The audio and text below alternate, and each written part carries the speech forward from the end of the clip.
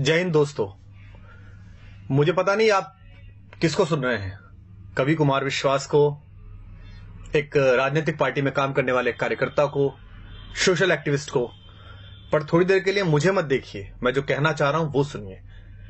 पिछले 2 दिन से सोशल मीडिया पर एक वीडियो देखा जिसमें कश्मीर में लोकतंत्र का सबसे बड़ा महापर्व चुनाव निर्विघ्न कराने के लिए गए हुए भारत के कुछ बेटे, हिंदुस्तान के कुछ वीर सिपाही, अर्धसैनिक बल सड़क पर जा रहे हैं और वहां कुछ शोहदे, कुछ लफंगे उनको थप्पड़ मार रहे हैं, गालियां दे रहे हैं, उनका हेलमेट छीन रहे हैं। वो सशस्त्र हैं, उनके हाथों में राइफल है, लेकिन उनके पैरों में इस तथाकथित कानून और कुछ मानवाधिकारों की बेड़ियां हैं। मुझे 2 दिन से बड़ी बेचैनी है इस बात की कि इस पर क्या किया जाए। मैंने बहुत सारी प्रतिक्रियाएं देखी। लोग कह रहे हैं देखिए हमारे सैनिकों में कितना धैर्य है।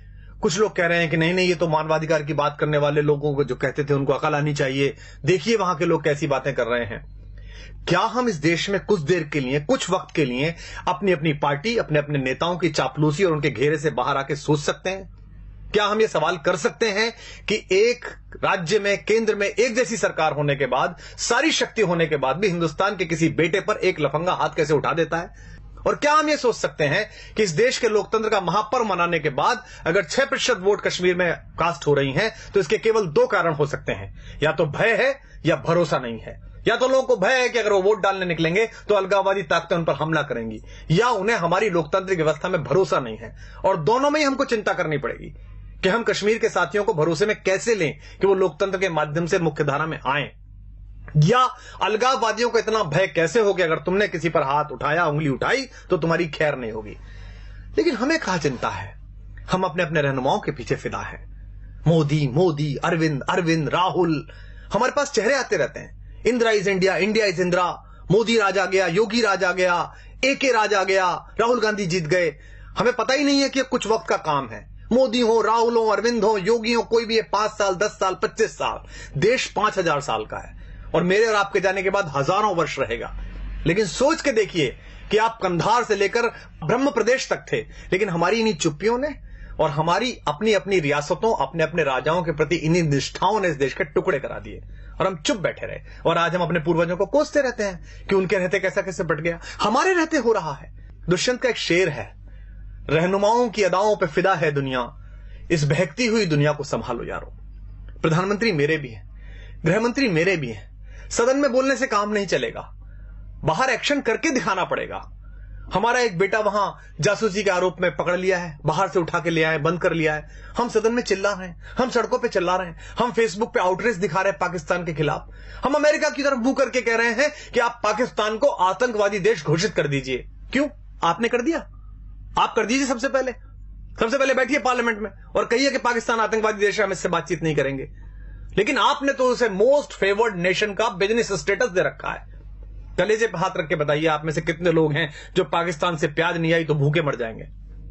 आप में से कितने लोग हैं कि अगर पाकिस्तान से कपास नहीं आया तो वो ठंड में मर जाएंगे? और मरते हैं तो मर जाएं। हम महाराणा प्रताप की कहानियां पढ़कर बड़े हुए हैं, जहां लोगों ने घास की रोटी खाकर अपने स्वाभिमान, अपनी स्वतंत्रता, अपनी निजता की रक्षा की है। क्या हो जाएगा इन प्रतिबंधों से? अगर नहीं आएगी प्याज, नहीं आएगी वहां से कपास, तो क्या हो जाएगा? भारत के अभूतपूर्व राष्ट्रपति एपीजे अब्दुल कलाम साहब ने तय किया कि भारत की अस्मिता का प्रतीक एक बार परमाणु विस्फोट करके देखा जाए।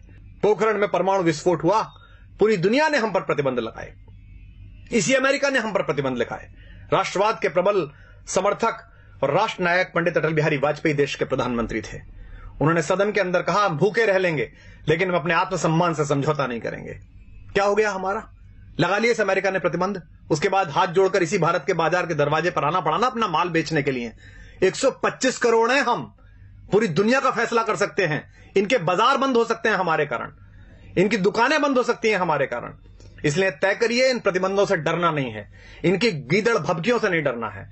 ये 2-2 साल, 400-400 साल पहले आजादी लिए हुए देश, ढूंढे गए देश, अपने थोड़े से भौतिक बल के बल पर इस देश की आध्यात्मिक चेतना और इस देश की शक्ति को आंख दिखाते हैं। हम उस विवेकानंद के वंशज हैं जिन्होंने उस पराधीनता के समय पर भी शिकागो में जाकर दुनिया के धर्मों को यह बताया था कि हम लेडीज एंड जेंटलमैन वाले नहीं, भाइयों और बहनों वाले देश हैं। अयम निजः परो वेति गणना लघुचेत साम उदार चरिता नाम तु वसुधैव कुटुंबकम। इसलिए हम वसुधा को कुटुंब समझते हैं, लेकिन यह भी ध्यान रखिएगा, युद्ध की संभावना में जी रहे सब देश सुन लें, युद्ध भी है, बुद्ध भी है, जिसे चाहे उसे चुन लें। एक देश अगर आपकी तरफ इतने खतरनाक इरादे रखता है तो आपका व्यवहार समझ में नहीं आता, आप स्वधर्म में ही नहीं, आप तय ही नहीं कर पा रहे कि क्या करेंगे। इस देश को, लोगों को एक बार तय करना पड़ेगा कि हमारा स्टैंड क्या है। तो आप सबसे अनुरोध है कि ये जब कहा गया कि रहनुमाओं की अदाओं पे फिदा है दुनिया, इस बहकती हुई दुनिया को संभालो यारो, तो दुष्यंत ने इसी गजल में यह शेर भी कहा था कि कौन कहता है कि आकाश में सुराख नहीं हो सकता, एक पत्थर तो तबीयत से उछालो यारो। अगर आप राष्ट्रवाद का नाम लेकर लोगों का विश्वास मत हासिल करेंगे और उसके बाद राष्ट्रवाद के प्रबल प्रवर्तक बेटे वहां थप्पड़ से पीटे जाएंगे तो लोग आपसे सवाल करेंगे। अगर आप भ्रष्टाचार मुक्ति का पर्व लेकर दिल्ली में सरकार बनाएंगे और उसके बाद आप ही के लोग भ्रष्टाचार के घेरे में होंगे और आप मौन हो जाएंगे, उन्हें बचाने की कोशिश करेंगे, तो लोग आपसे सवाल पूछेंगे। क्योंकि ये सरकारें आनी जानी है, 5 साल 10 साल इन हवेलियों में, इन महलों में, इन 7 रेसकोर्स में, इन मुख्यमंत्री निवासों में आपकी अस्थियां नहीं गाड़ी जानी। ये देश याद रखता है फकीरों को, ये देश याद रखता है गांधी को, ये देश याद रखता है जयप्रकाश नारायण को। इसलिए आप सबसे अनुरोध है कि अपने अपने कोटरों से बाहर निकलिए, अपने अपने ब्रैकेट से बाहर निकलिए। संकट बहुत बड़ा है, इसे हम सामान्य समझ रहे हैं। आपके रहते, आपकी सरकार के रहते, हम सबके रहते कश्मीर में कोई भी हिंदुस्तान का झंडा चला देता है। हम किससे उम्मीद करें? कवियों से उम्मीद करें? हम पिछले 10 साल से कविता सुन रहे थे, आत्महत्या की चिता पर देखकर किसान को नींद कैसे आ जाती है देश के प्रधान को। पिछले 3 सालों में 30,000 अन्नदाता, 30,000 भूमि मां के बेटे किसान आत्महत्या कर चुके हैं। पिछली बार भी की थी, मनमोहन सिंह जी की सरकार थी तब भी की थी। इन आंकड़ों के खेल में क्या उलझना? हम जंतर मंतर पर बैठे थे, हमारे सामने भी एक किसान फांसी पर झूल गया था, हमें भी नींद आनी बंद हो गई थी। लेकिन क्या इस पर कोई करेक्टिव मेजर्स उठा सकता है? देश के बड़े बड़े सेठों के 50-50 हजार करोड़, 60-60 हजार करोड़ रुपए के कर्जे माफ कर दिए जाते हैं। कोई भी आदमी हिंदुस्तान का 20,000 करोड़ रुपए लेकर लंदन भाग जाता है पार्लियामेंट का मेंबर होते हुए, और हम चुप बैठे रहते हैं। और किसान अपने मृतक किसानों के नरमुंड लेकर जंतर मंतर पर बैठे रहते हैं और हम कहते हैं कि इस पर नहीं बोलेंगे चूंकि हमारे दल की अभी सरकार है। सरकारें किसी दल की नहीं होती, सरकारें देश की होती हैं। प्रधानमंत्री, मुख्यमंत्री, रक्षा मंत्री, गृह मंत्री ये किसी सरकार के हिस्से हैं, लेकिन ये देश के लोग हैं, ये किसी पार्टी का हिस्सा नहीं है। इसलिए दिल्ली के राज सिंहासन पर कोई भी बैठे, 5 वर्ष बैठे, 10 वर्ष बैठे, ईश्वर करे 20 वर्ष बैठे, जब तक ईश्वर उसे पास बुलाए तब तक वो वहां बैठे। लेकिन आम नागरिक होने के नाते इस पर सवाल उठाना शुरू करिए, अपनी अपनी राजनीतिक कैंचुलियों से बाहर निकलिए। अन्यथा इकबाल ने एक शेर कहा था, हमने उसे गंभीरता से नहीं लिया और आज हम भारत, पाकिस्तान, बांग्लादेश के 3 टुकड़े देखते हैं। इकबाल ने जब यह शेर कहा था तब बर्मा से लेकर कंधार तक सिर्फ हम थे, हिंदोस्ता थे, सिंध नदी के आर पार पूरा भारत था। इकबाल ने कहा था, वतन की फिक्र कर नादा, मुसीबत आने वाली है, तेरी बर्बादियों के मशवरे हैं आसमानों में, न संभलोगे तो मिट जाओगे हिंदुस्तान वालों, तुम्हारी दास्तां तक भी न होगी दास्तानों में। पिछली सरकार पाकिस्तान से बात करती थी तो हम सब लोग और विपक्ष के लोग कहते थे कि देखिए कैसी सरकार है, पाकिस्तान हमले कर रहा है, हम उससे बातचीत कर रहे हैं। बातचीत होनी चाहिए, लोकतंत्र में महत्व यही है कि आप बातचीत करते रहें। लेकिन अब कोई भी अचानक पाकिस्तान चला जाता है, लाशें आती रहती हैं, पठानकोट पे हमला होता है। जिस आईएसआई को हम 40 साल कहते रहे कि हमारे देश में अस्थिरता फैला रही है, आतंक फैला रही है, उस आईएसआई की टीम बुलाकर और हमारे सैनिकों की अगवानी में सिंहों की पेशी करवा दी कुत्तों के दरबारों में। वो पठानकोट में ढूंढने के लिए गए कि हत्याएं ठीक से हो गई कि नहीं हो गई, और उसके बाद उन्होंने जाकर कह दिया रावलपिंडी में कि वो आप ही ने खुद ने कर लिया होगा। हमारा स्टैंड क्या है? हम कहना क्या चाहते दुनिया से? ये देश के सारे कारपोरेट मिलकर एक कॉर्पस फंड नहीं बना सकते जिसमें एक फेंसिंग हो जाए, जिसमें हम उनसे संबंध नहीं रखें? क्या अगले 10 साल 20 साल हम ये भूल सकते हैं कि हमारे आसपास कोई पाकिस्तान नाम का राष्ट्र भी है? हम कभी क्रिकेट खेलते हैं, कभी नहीं खेलते हैं, कभी गुलाम अली को सुनते हैं, कभी नहीं सुनते हैं। उधर से गजल आ जाती है तो हमारी राष्ट्रीयता प्रभावित हो जाती है। धर्मशाला में क्रिकेट खेलनी है उनके साथ और इससे पैसा मिलेगा बीसीसीआई को, इससे कुछ सेठों के धंधे चलेंगे, कुछ लोगों के चेहरे चमकेंगे, तो हम कहते हैं नहीं नहीं, खेल तो होता रहना चाहिए, ऐसे संबंध क्यों खत्म करें? तय करिए कि देश है कि धर्मशाला है, कोई भी कहीं से घुसेगा या नहीं घुसेगा। सरहद पार भारत के जाबाज सैनिक एक ऑपरेशन करके आते हैं, सर्जिकल स्ट्राइक, पूरे देश का सिर गर्व से तन जाता है। कुछ लोग उसमें भी राजनीति करना चाहते हैं, कुछ लोग पोस्टर लगाकर उसका श्रेय लेना चाहते हैं, कुछ लोग सरकार से वो श्रेय छीनना चाहते हैं। दोनों ही गलत है। उन सैनिकों को सलाम जिन्होंने बहादुरी के साथ भारत माता का मान ऊंचा किया और घर में घुस के उन आतंकवादियों को मारा। लेकिन उसी सेना का एक सिपाही हमसे शिकायत करता है देश से कि भाई आपके नेता आपके अफसरों की मिली भगत से मेरी दाल वो खा गए, मुझे हल्दी का पानी पीना पड़ रहा है, तो हम चुप हो जाते हैं। हमको लगता है नहीं अब चुप रहो, सरकार तो अपनी है। वो सिपाही किसका है, सरकार का कि भारत का? वो सिपाही भारतीय जनता पार्टी, आम आदमी पार्टी या कांग्रेस का नहीं है, वो हिंदुस्तान का सिपाही है। अगर आपने उसके हक में बोलना बंद कर दिया तो हिंदुस्तान की माएं अपने बेटों को सजा के सरहद पे भेजना बंद कर देंगे। आप नहीं जाते लड़ने, सैनिक जाता है। इस उंगली में एक पिन घुसा कर देखिए, उससे पता चलता है कितना दर्द होता है। वो सीने पर गोली खाने के लिए तैयार रहता है आपकी दृढ़ता के बल पर। एक सिपाही कहता है कि मुझसे काम कराए जा रहे हैं घरेलू, मेरे प्रति अत्याचार किया जाता है, तो वो गायब हो जाता है, मृत मिलता है, और हम बोलते नहीं है इस पर। मुझे भी याद है, मैं बहुत छोटा था।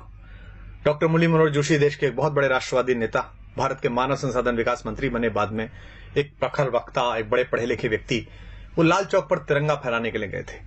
जो आज देश के प्रधानमंत्री है नरेंद्र भाई मोदी, वो उस यात्रा के संयोजक थे। हम बड़े खुश थे। हमारे यहाँ कविता लिखी बलबीर सिंह करुण ने, कुछ देशभक्ति के मंत्र वहां हमने जाकर बांचे तो हैं, हम देशद्रोह के विषधर के फन पर चढ़कर नाचे तो हैं, आतंकवाद के अंधड़ को आगे बढ़ ललकारा तो है, धीमा ही सही तमाचा पर उसके मुंह पर मारा तो है। लो हमने जिद पूरी कर दी उस लाल चौक तक जाने की, अगली बारी रावलपिंडी पर यह झंडा फहराने की। हमने कविताएं पढ़ी, तालियां बजाई, मुझे अब भी रोमांच हो रहा है। बहुत अच्छा लगता है जब प्रधानमंत्री दिवाली की छुट्टियों पर सियाचिन जाते हैं, उन सैनिकों को बताने के लिए जाते हैं कि आप मेरे घर के मेंबर हैं। क्या हम में से ऐसा कोई नहीं कर सकता? क्या देश के प्रधानमंत्री, रक्षा मंत्री, देश के गृह मंत्री, मैं साथ चलने के लिए तैयार हूं, आप सब साथ चलने के लिए तैयार हैं। वो पूरे कश्मीर को अपने साथ लें और कश्मीर के लोगों से कहा आइए इस बार का 15 अगस्त लाल किले पर ध्वजारोहण के बाद 2 बजे ध्वजारोहण लाल चौक पर होगा। इतना बड़ा झंडा लगाएंगे हम कि उसकी छाया और उसकी फहर फहर पाकिस्तान तक दिखाई देगी। लेकिन हम बोलते नहीं हैं। लेकिन मैं बोलूंगा और आपको भी बोलना पड़ेगा, क्योंकि स्वर लय ताल छीन लो चाहे, प्राणों से भैरव गाएंगे। हम भी अगर नहीं बोले तो खुद को क्या मुंह दिखलाएंगे? अपनी संततियों के लिए, अपने समय के लिए और अपने देश के लिए खुद को तैयार करिए।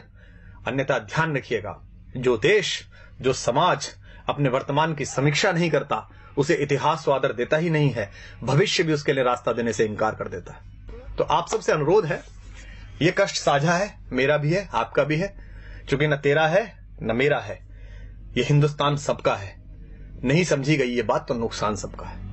मुझे आशा है कि युग के इस छोटे से चारण की, युग के इस छोटे से चंद्रबरदाई की आवाज इन नवीन पृथ्वीराजों के कान तक पहुंचेगी, इन चंद्रगुप्तों के कान तक पहुंचेगी, चाहे वो दिल्ली के छोटे सिंहासन पर हो या दिल्ली के बड़े सिंहासन पर हो। और आशा है कि अपने सामान्य से नागरिक, एक सामान्य से कवि, एक सामान्य से कार्यकर्ता की बात सुनकर वो इस देश के बारे में गंभीरता से वही सोचेंगे जो ये देश सोचता है। अगर आपको बात ठीक लगी हो तो इसे दूसरों तक पहुंचाइए। इस आवाज को इतनी बड़ी बनाइए कि इस देश की सरकारों को, इस देश में पॉलिसी तय करने वालों को, इस देश की गति नियति की दिशाएं तय करने वाले उन सब लोगों के कानों तक, उनकी आंखों तक यह आवाज पहुंच सके। जय हिंद, जय भारत, वंदे मातरम।